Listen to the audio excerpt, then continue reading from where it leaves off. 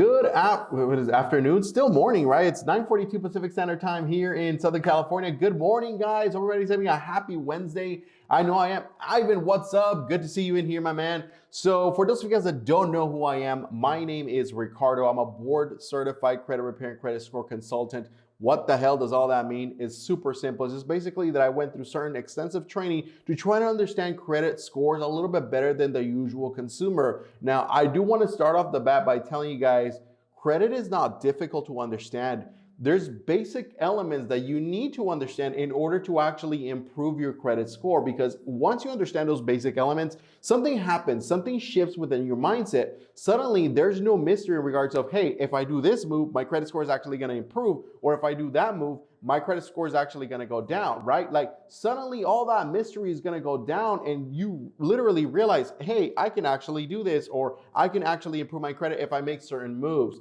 So that is the mission for today for me, is to give you guys as much information as possible so you guys can actually do specific moves on your end to help you increase your credit score. I'm also going to be talking about how to challenge or how to dispute certain things off of your credit. So if you're suffering with collections such as medical, utility collections, collections from credit cards, charge-offs, I'll talk a little bit about repossessions. We're going to talk a little bit about student loans as well, hard inquiries, late payments, how to start the process on getting those challenged to successfully getting them removed. And I think that's one of the things that most people are trying to do whenever they're trying to increase their credit score. Like, do me a favor, guys. If you're here on the live because you know that you need to improve your credit score, let me know. Because most of the time when I talk and I work with a client, they always think that they have a credit score problem.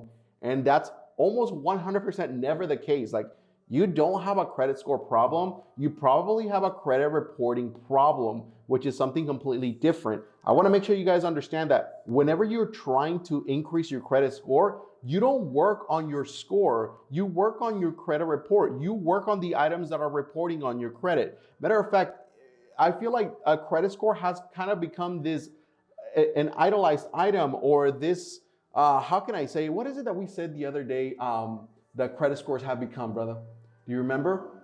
I feel like people treat credit scores kind of like this social status, if you will, right? It's like a social status, like, oh, I have a high, 700 credit score. I have a high 800 credit score. Like, it's almost a social status, and it shouldn't be looked at that way. Instead, you should be truly focusing on your credit report, because by understanding 5 basic elements of your credit score, honestly, like, you're ahead of the curve than most people are in the US, because these things unfortunately are not taught in school. Like, I can remember sitting in high school in economics class, I did not learn a single thing in regards to how my credit score is calculated or how to read my actual credit report. If you guys are having issues regarding this topic, let me know in the comments. But without any further ado, we're gonna start.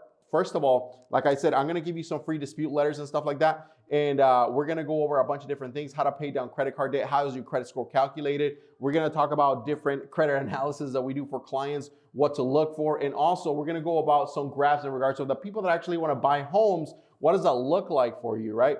So the first thing that we're gonna talk about is hard inquiries and how to remove or how to actually challenge those hard inquiries, okay? So for those of you guys that don't know what the heck is a hard inquiry is basically when you're applying for credit. Let's say that you go to the TJ Maxx store and they ask you, hey, do you want to apply for the credit card? Here at TJ Maxx, you'll get 10% off and stuff like that. Or the other question will be like, hey, if you're at your bank and you apply for a credit card, that's considered a hard inquiry or a hard pull, right? Sometimes even when you actually go and try to get rental places, those are going to be considered hard pulls. So even though they only count for 10% of your score, if you have too many hard inquiries, that could be a potential red flag for a banker or lender to say, hey, Ricardo, you've been applying at way too many places over the last 12 months, and I don't feel comfortable lending you, right? So at that point, you might want to challenge some of those hard inquiries that you might have on your credit file. And I'm going to show you a sample letter on how you can do that.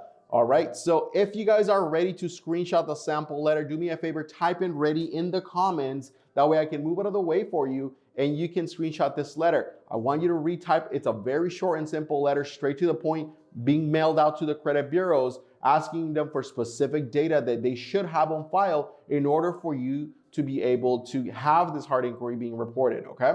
Perfect. There you go, guys. And then type in done in the comments when you guys are done. Let me answer some questions in the meantime. I know everyone asks this question, but what's a fast way to earn credit fast? Unfortunately, I don't understand your question. If you're saying, hey, what's a fast way to increase your credit score? Well, remember, there's several things that you can do. One of them, the fastest, in my opinion, would be to become an authorized user in someone's credit card that has a credit card in good standing. So let's say this credit card is 8 years old, it has excellent payment history and very low credit usage. What you would want to do is have that person add you as an authorized user, even if you have bad credit. The great thing about this method is that none of your bad credit would ever transfer into that person's credit file that added you as an authorized user. You would get an instant credit boost, probably reflecting within 30 to 45 days, and then it would actually bring your credit score up. Right now, on the other side, if you're added to a credit card that's relatively new, let's say 7 months, it's being maxed out consistently, and it does have late payments, your credit score is probably not gonna go up. It's most likely gonna go down, right? Because you were added into a bad credit card or not the exceptional credit card. So, yep, there you go, guys, okay? All right, perfect, guys. Let's move on to the next one. How many of my people here are suffering with late payments? If you have late payments affecting your credit, let me know in the comments. Don't be shy. I had a late payment recently. Well, when I say recently, it's like about a year ago. I forgot to set up one of my starter credit cards on auto pay, and I put that credit card away. I'm the type of person that never closes their credit cards because of credit age and available credit, but payment history does count for about 35% of your credit score. And there's a way for you to challenge late payments. And no, it's not by saying, hey, I was never late, update this to paid as agreed. That hardly ever works. So please don't go lying to the credit bureaus telling them that you were never late. Instead, you want to challenge them for specific data that they should have to properly prove the alleged late payment, okay? So here it is. Ray, thank you for being here, moderator of the day. I appreciate you. Do me a favor, guys, type in ready in the comments whenever you guys are ready. That way I can move out of the way for you. Again, you're going to retype this letter. You're going to screenshot it, and I want you to retype it, right? So with your information, and you're going to mail this out to the credit bureau, okay? Perfect. There you go, guys. And then type in done in the comments whenever you guys are done. By the way, I do want to do a quick shout out to Jesus, Diane, Elena, Reiki, Steve, Anthony, Tanya, Jose, Angelica, Ramon, Matthew, Elena, and Kyle. Guys, thank you so much for booking a one-on-one consultation with us.